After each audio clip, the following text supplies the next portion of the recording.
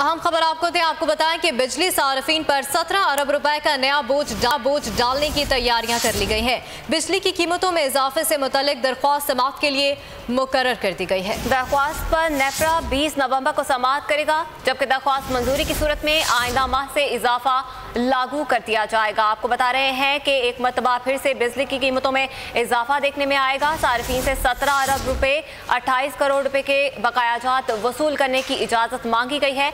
बिजली की कीमतों में इजाफा सहमाही एडजस्टमेंट की मद में किया जा रहा है और इस हवाले से दरख्वास्त जमा करवा दी गई है। दरख्वास्त पर नेपरा 20 नवंबर को समाअत करेगा और इसके बाद ही इस हवाले से इजाज़त दी जाएगी, जिसके बाद बाकायदा तौर पर बिजली सार्फिन पर ये अखराजात लागू कर दिए गए हैं। दरख्वास्त मंजूरी की सूरत में आइंदा माह से ही ये इजाफा लागू कर दिया जाएगा। बिजली सार्फिन पर 17 अरब रुपए का नया बोझ डालने की तैयारी कर ली गई है और इस हवाले से नेपरा को दरख्वास्त भी जमा करवा दी गई है। बिजली की कीमतों में इजाफे से मुतालिक दरख्वास्त समाअत के लिए मुकर्रर हो गई है।